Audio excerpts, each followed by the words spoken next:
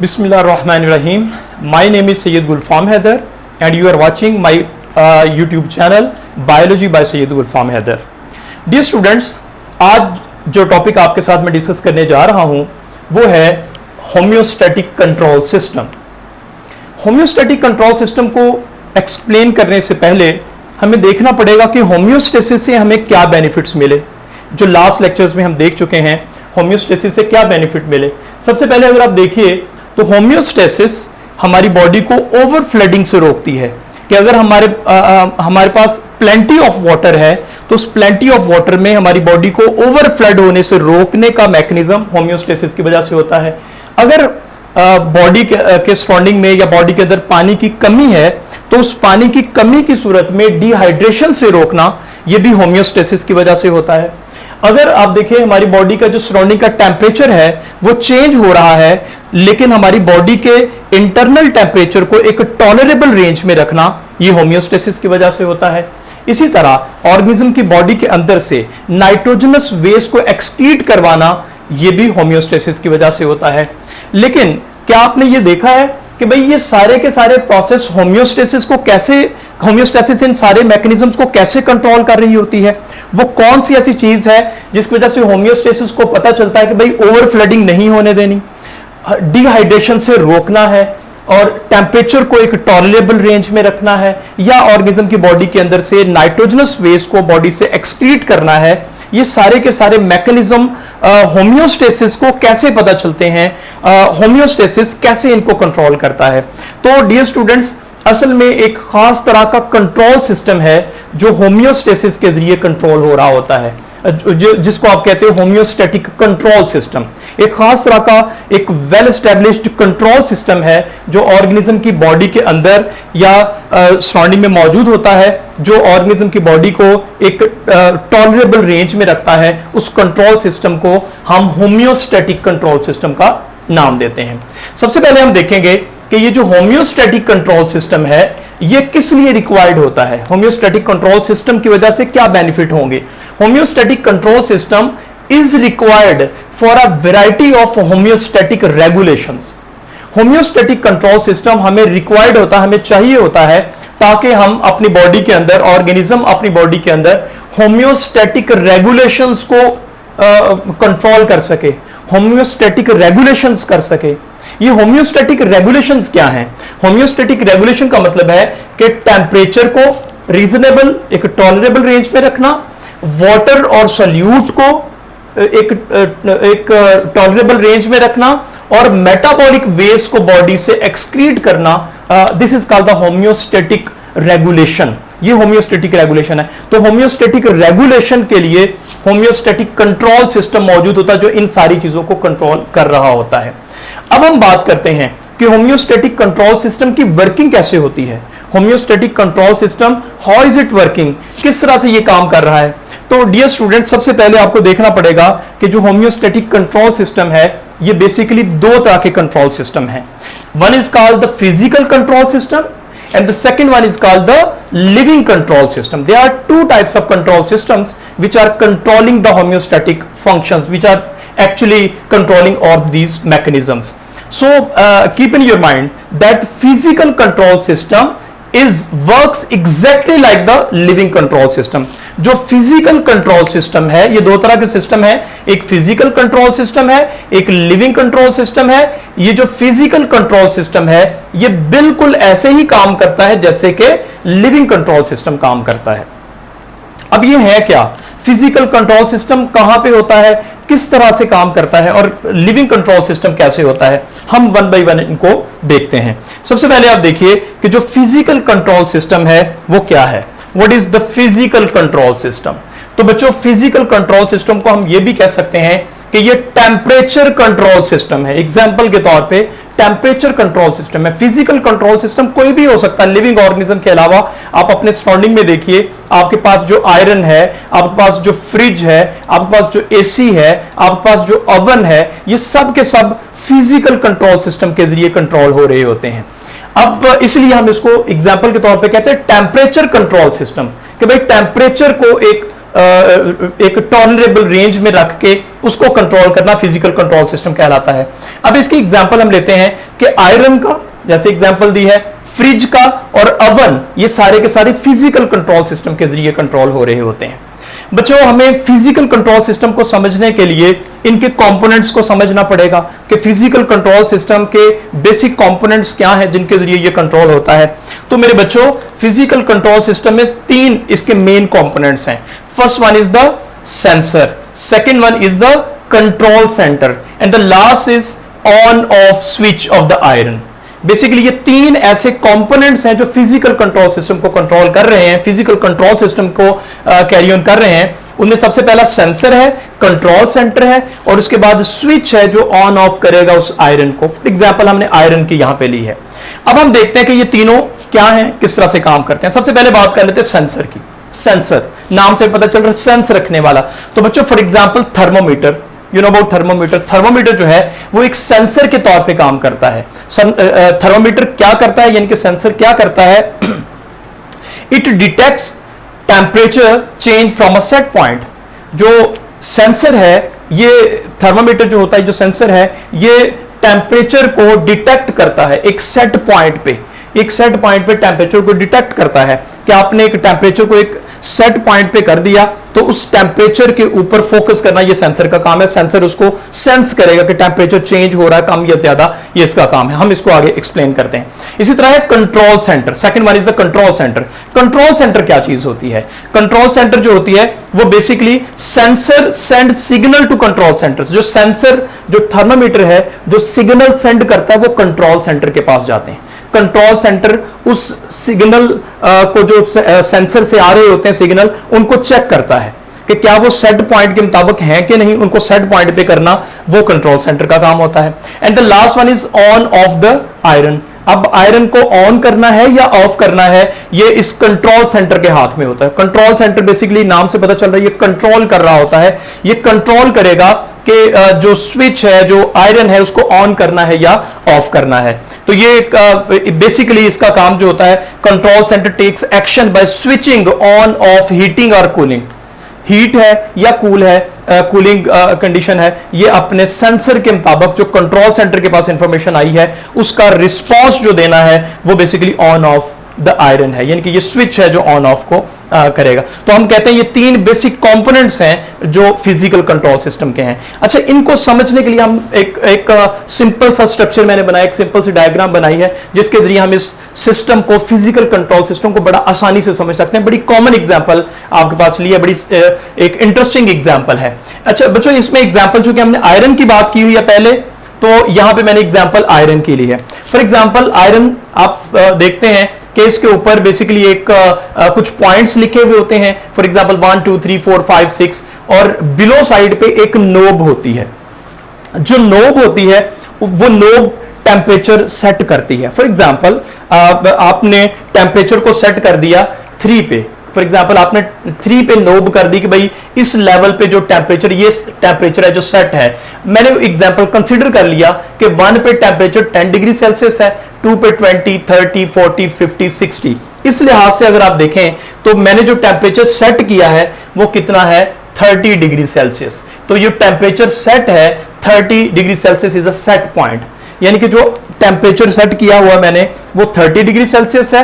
अब हम देखते हैं कि इसको हम कैसे कंट्रोल करेंगे। तो ये 30 डिग्री सेल्सियस पे नोब है। अब हम देखते हैं कि बेसिकली ये कैसे कंट्रोल होती है। तो बच्चों, हमारे पास सबसे पहले सेंसर है। सेंसर जो है वो थर्मामीटर की एग्जांपल, ये थर्मामीटर एक सेंसर है जो टेम्परेचर को सेंस करेगा। सेंसर टेम्परेचर को सेंस करेगा, कि चेक करेगा कि टेम्परेचर कितना है। जो भी टेम्परेचर होगा वो कम है या ज्यादा है, लेकिन ये बात आप ध्यान में रखिएगा कि सेट पॉइंट 30 डिग्री सेल्सियस है। उस 30 डिग्री सेल्सियस के सराउंडिंग में ही टेम्परेचर को रखना, उस 30 डिग्री सेल्सियस पे ही टेम्परेचर को रखना है। उसको कम या ज्यादा होने से रोकना है, उस सेट पॉइंट पे टेम्परेचर को रखना है। तो बच्चों, सबसे पहले सेंसर, यानी कि उस आयरन का जहां पे हमने 30 डिग्री सेल्सियस टेम्परेचर फिक्स किया हुआ, सेट किया हुआ है, उसके अंदर, उस आयरन के अंदर मौजूद जो थर्मामीटर है, जो सेंसर है, वो उस टेम्परेचर को रिसीव करेगा। टेम्परेचर जो भी है उसको रिसीव करने के बाद कंट्रोल सेंटर के पास भेजेगा। अब कंट्रोल सेंटर क्या है, ये भी उस आयरन के अंदर मौजूद कुछ खास स्विच होते हैं जो उस सेंसर से आने वाली इंफॉर्मेशन को चेक करते हैं। फॉर एग्जाम्पल अभी वेरी इनिशियल स्टेज पे आपने आयरन को ऑन किया है, जब आप आयरन को ऑन करोगे तो डेफिनेटली टेम्परेचर कम होगा। हमने टेम्परेचर 30 पे रखा हुआ, लेकिन फॉर एग्जांपल उसका टेम्परेचर 30 नहीं है उस वक्त, तो टेम्परेचर बढ़ना शुरू होगा। सेंसर यानी कि जो थर्मामीटर है उस टेम्परेचर को नोट करेगा। नोट करने के बाद कंट्रोल सेंटर के पास इंफॉर्मेशन को भेजेगा कि भाई सेट पॉइंट तो 30 है लेकिन अभी टेम्परेचर कम है। For example temperature 10 degree Celsius है, तो ये सेंसर ने इस चीज को रिसीव किया। इस चीज को कौन रिसीव करेगा? सेंसर उस कंडीशन को रिसीव करेगा कि भाई सेट पॉइंट 30 है लेकिन हमने जो इस वक्त टेम्परेचर है वो 10 डिग्री सेल्सियस है। उसने ये वाली इंफॉर्मेशन किसके पास भेज दी? कंट्रोल सेंटर के पास भेज दी।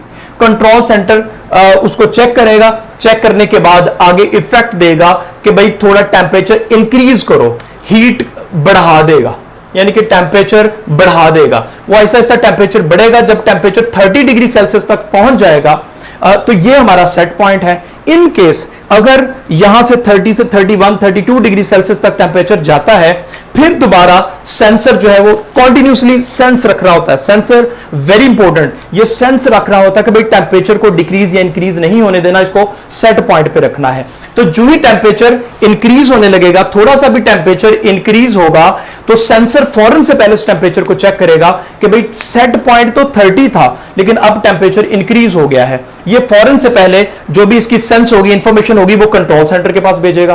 कंट्रोल सेंटर उसको चेक करेगा कि सेट पॉइंट 30 था, टेम्परेचर 32 33 34 तक पहुंच गया है। वो फौरन से पहले कूलिंग इफेक्ट, जो उस आयरन के अंदर एक कूलिंग इफेक्ट है यानी कि जो हीटिंग इफेक्ट है उसको क्लोज कर देगा और कूलिंग इफेक्ट को कर देगा कि टेम्परेचर जो है वो 30 डिग्री सेल्सियस पे आ जाए। तो इस तरह से जो फिजिकल कंट्रोल सिस्टम है वो हमारे पास सेंसर, कंट्रोल सेंटर और इफेक्टर, जो कि 3 इंपॉर्टेंट कंपोनेंट्स हैं, उसके जरिए ये कंट्रोल हो रहा। तो हम इसको कहते हैं, this type of system is called the physical control system because it is physically working in some instruments, in some appliances etcetera. Now we will talk about the living control system. बच्चों, second जो control system है वो है living control system. Physical control system हमने बात कर ली, living control system की बात करेंगे। अच्छा, ये देखिए, जो फिजिकल कंट्रोल सिस्टम है ये हमारा खुद बनाया हुआ सिस्टम होता है। ये जितने भी आयरन है, फ्रिज है, ओवन है, एसी है, ये हमारे खुद बनाए हुए हैं। हमने खुद इनके अंदर फिजिकल कंट्रोल सिस्टम सेट किए हुए हैं। तो हमारी बॉडी के अंदर भी एक नेचुरली ऐसे सिस्टम्स मौजूद हैं जो लिविंग ऑर्गेनिजम्स की बॉडी के अंदर पाए जाते हैं। तो लिविंग ऑर्गेनिज्म में पाए जाने वाले कंट्रोल सिस्टम्स को हम नाम देंगे living control systems. Living control system में हम एग्जांपल किसकी दे रहे हैं? ह्यूमन बॉडी की। ह्यूमन बॉडी एक गुड एग्जांपल है लिविंग कंट्रोल सिस्टम की। बच्चों, फिजिकल कंट्रोल सिस्टम की तरह जो लिविंग कंट्रोल सिस्टम है इसके भी कुछ खास कंपोनेंट्स हैं। What are the main components of living control system? तो बच्चों 3 तरह के इसके components हैं। First one is called the receptor, second one control center and the third one is the effector. Physical control system की तरह living control system में भी 3 कंपोनेंट हैं, लेकिन यहां पे हमने उनको नाम दिया है रिसेप्टर का, कंट्रोल सेंटर का और इफेक्टर्स का। Let's talk about these 3 different components. First one, receptor. What is receptor? नाम से हमें पता चल रहा है, रिसीव करने वाला, जो किसी भी तरह की इंपल्स को, जो किसी भी तरह की स्टिमुलस को रिसीव करता है, रिसीव करने वाले को रिसेप्टर का नाम देते हैं। तो बच्चों, रिसेप्टर में, यहां पे लिविंग कंट्रोल सिस्टम में रिसेप्टर में एग्जांपल हमने ली है स्किन की। हमारी जो स्किन है वो एक रिसेप्टर के तौर पे, इसके अंदर, स्किन के अंदर मौजूद सेंसरी न्यूरॉन्स होते हैं। अगर आप देखें, हमारी जो स्किन है इसके अंदर सेंसरी न्यूरॉन्स होते हैं जो रिसेप्टर का काम कर रहे हैं। वो किसी भी तरह की सेंस को रिसीव करने की सलाहियत रखते हैं। तो हम कहते हैं जो रिसेप्टर्स हैं वो बेसिकली सेंसरी न्यूरॉन्स हो सकते हैं जो हमारी स्किन के अंदर है, फॉर एग्जांपल। इसके अलावा और भी बेशुमार न्यूरॉन्स हैं जगहों पे बॉडी के अंदर जो रिसेप्टर के तौर पे काम करते हैं, लेकिन यहां पे हम स्किन की बात कर रहे हैं कि स्किन के अंदर मौजूद थर्मोरिसेप्टर्स जो टेम्परेचर को रिसीव कर रहे हैं, तो वो सेंसरी न्यूरॉन्स के जरिए बॉडी के अंदर टेम्परेचर को रिसीव करेंगे। अब रिसेप्टर्स क्या करते हैं? दे detect temperature change from a set point. ये भी लिविंग ऑर्गेनिजम्स के अंदर भी फिजिकल कंट्रोल सिस्टम की तरह नेचुरली हमारी बॉडी के अंदर एक सेट कंट्रोल, एक जो है वो सेट पॉइंट होता है, एक सेट पॉइंट होता है लिविंग ऑर्गेनिज्म की बॉडी के अंदर कि भाई इतने टेम्परेचर रहना चाहिए या इतनी जो भी एक लेवल है, जो भी एक कंडीशन है वो इस लेवल पे रहनी चाहिए। फॉर एग्जांपल हम टेम्परेचर की बात कर रहे हैं तो हमारी बॉडी के अंदर एक नैरो रेंज होती है। हम जानते हैं कि एक नैरो रेंज, एक टॉलरेबल रेंज है 36 से 38 डिग्री सेल्सियस। ये 36 से 38 डिग्री सेल्सियस तक जो है ये रिसेप्टर का काम होता है कि उसको रिसीव करें, उस सेट पॉइंट पे रखें। रिसेप्टर ने टेम्परेचर को रिसीव करने के बाद 36 से 38 डिग्री सेल्सियस टेम्परेचर रखना होता है। ये उसका रिसेप्टर ने रिसीव करना कि भाई टेम्परेचर 36 से 38 डिग्री सेल्सियस है या ज्यादा है। तो हम रिसेप्टर का वो चीज जो रिसीव करती है, सेंसरी न्यूरॉन्स को रिसीव करती है और बॉडी का टेम्परेचर 36 से 38 तक रखती है, वहां पे बैलेंस रहती है। जो ही टेम्परेचर कम या ज्यादा होता है फौरन से पहले आगे इंफॉर्मेशन जाती है। रिसेप्टर आगे इंफॉर्मेशन किसको भेजेगा? तो second one is called the control centre. ये सेकंड कंपोनेंट है लिविंग कंट्रोल सिस्टम का, control centre. Exactly like the physical control system. वहां पे भी आप देखें तो वहां पे भी कंट्रोल सेंटर था, यहां पे भी कंट्रोल सेंटर मौजूद है। जो कंट्रोल सेंटर है यहां पे ह्यूमन बॉडी के अंदर जो कंट्रोल सेंटर है, जो थर्मोसेप्टर से आने वाली इंफॉर्मेशन को, सेंसरी न्यूरॉन से आने वाली इंफॉर्मेशन को, टेम्परेचर को रिसीव करने की सलाहियत रखता है और उस लिहाज से रिस्पॉन्स देता है ह्यूमन बॉडी के अंदर, उसको बच्चों हम नाम देते हैं हाइपोथैलेमस। हमारी बॉडी के अंदर, हमारे ब्रेन के अंदर, ब्रेन का जो फर्स्ट पार्ट है फोर ब्रेन, उस फोर ब्रेन का एक पार्ट है हाइपोथैलेमस। हाइपोथैलेमस हमारी बॉडी का वो हिस्सा है जो हमारी बॉडी के अंदर टेम्परेचर को रेगुलेट करने का काम करता है, टेम्परेचर को रेगुलेट करता है। तो हम कहते हैं हाइपोथैलेमस हमारी बॉडी का, लिविंग ऑर्गेनिज्म की बॉडी का, ह्यूमन की बॉडी का क्या है, इस लिविंग कंट्रोल सिस्टम का कंट्रोल सेंटर है। तो कंट्रोल सेंटर हो गया हाइपोथैलेमस। हाइपोथैलेमस क्या करेगा? जो रिसेप्टर ने सेंड किए हैं सिग्नल, जो कंट्रोल सेंटर के पास सेंड किए हैं, उनके खिलाफ एक्शन लेगा। वो एक्शन कूलिंग का भी हो सकता है, वो एक्शन जो है वो टेम्परेचर को इंक्रीज करने का भी हो सकता है। तो जो भी सेंसरी न्यूरॉन्स ने यानी कि रिसेप्टर ने इंफॉर्मेशन भेजी है कंट्रोल सेंटर यानी कि हाइपोथैलेमस के पास, हाइपोथैलेमस उस इंफॉर्मेशन को चेक करेगा और चेक करने के बाद आगे रिस्पॉन्स देगा। इसके बाद third and the last component of living control system that is called the effectors. बच्चों इफेक्टर्स क्या है? नाम से भी पता चल रहा है, जो इफेक्ट करते हैं, जो रिस्पॉन्स देते हैं, जो भी रिसेप्टर से आने वाली इंफॉर्मेशन को कंट्रोल सेंटर ने देखा, कंट्रोल सेंटर से वो जाएगी इफेक्टर्स के पास। बच्चों इफेक्टर्स हमारी बॉडी के अंदर दो तरह के हो सकते हैं। फॉर एग्जांपल हमारी बॉडी के अंदर पाए जाने वाले जो मसल्स हैं वो इफेक्टर्स हैं, जो कॉन्ट्रैक्शन का काम करते हैं, या हमारी बॉडी के अंदर पाए जाने वाले जो ग्लैंड्स हैं जिनसे हार्मोन स्ट्रीट होते हैं, वो ग्लैंड्स हैं, वो सिक्रीशंस के जरिए ये काम परफॉर्म करते हैं। तो जो लिविंग कंट्रोल सिस्टम है इसमें ये तीनों कंपोनेंट्स मिलकर अपना काम कंप्लीट करते हैं। हम इसको देखना चाहते हैं, थोड़ा सा एक एग्जांपल के जरिए देखते हैं, एक डायग्रामेटिक जो इसकी एक्सप्लेनेशन देख लेते हैं कि लिविंग कंट्रोल सिस्टम किस तरह से काम कर रहा होता है। फॉर एग्जाम्पल सबसे पहले देखिए कि यहां पर रिसेप्टर्स हैं, ये हमारी स्किन है, स्किन के अंदर ये सेंसरी न्यूरॉन्स हैं, ये सेंसरी न्यूरॉन्स हैं जो इंफॉर्मेशन को रिसीव करेंगे। स्किन के अंदर सेंसरी न्यूरॉन्स हैं जो रिसेप्टर का काम कर रहे हैं, जो इंफॉर्मेशन को रिसीव करने का काम कर रहे हैं। उन्होंने रिसीव की इंफॉर्मेशन, ये कौन सी इंफॉर्मेशन है? वो टेम्परेचर इंक्रीज होने की भी हो सकती है कि फॉर एग्जांपल जो सेट पॉइंट है 36 से 38 डिग्री सेल्सियस, उससे टेम्परेचर इंक्रीज हो गया। For example temperature 39 degree Celsius तक जा पहुंचा। फॉर एग्जाम्पल अगर इस तरह की इंफॉर्मेशन हमारे सेंसरी न्यूरॉन के पास आ रही है कि टेम्परेचर इंक्रीज हो गया, 39 डिग्री सेल्सियस हो गया, ये रिसेप्टर उसको रिसीव करेंगे। रिसीव करने के बाद ये किसके पास भेजेंगे? कंट्रोल सेंटर के पास। तो लिविंग कंट्रोल सिस्टम के अंदर कंट्रोल सेंटर कौन सा है? हमारा ब्रेन। उस ब्रेन के अंदर कौन सा हिस्सा है? हाइपोथैलेमस। हमारे ब्रेन में हाइपोथैलेमस बेसिकली इस टेम्परेचर को कंट्रोल कर रहा होता है। तो इंफॉर्मेशन जो कि 39 यानी कि टेम्परेचर इंक्रीज होने की इंफॉर्मेशन थी, वो सेंसरी न्यूरॉन्स के जरिए, रिसेप्टर्स के जरिए हमारे ब्रेन में हाइपोथैलेमस तक पहुंची। हाइपोथैलेमस जो कि कंट्रोल सेंटर है, उस इंफॉर्मेशन को चेक करेगा, उस इंफॉर्मेशन को देखेगा कि क्या ये हेल्पफुल है या फिर हार्मफुल है। उस इंफॉर्मेशन को देखेगा, देखने के बाद ये अब रिस्पॉन्स करेगा, ये इफेक्ट करेगा। फॉर एग्जाम्पल ये आपकी बॉडी के मसल्स के ऊपर इफेक्ट करेगा। और मसल्स को एक्टिवेट करेगा कि भाई रिस्पॉन्स परफॉर्म करे। क्योंकि हमने एग्जांपल लिया कि टेम्परेचर इंक्रीज हो गया, अगर टेम्परेचर इंक्रीज हो गया वो टेम्परेचर हाइपोथैलेमस के जरिए हमारे मसल्स तक पहुंचेगा और मसल्स जो होते हैं उस इंक्रीज्ड टेम्परेचर को मुख्तलिफ तरीके से टेम्परेचर को दोबारा सेट पॉइंट पर लाने की कोशिश करेंगे। क्योंकि टेम्परेचर हमेशा सेट पॉइंट पर रहना चाहिए, यानी कि 36 से 38 डिग्री सेल्सियस तक रहना चाहिए। अब टेम्परेचर चूंकि 39 है तो अब जो कंट्रोल सेंटर है वो एक रिस्पॉन्स देगा।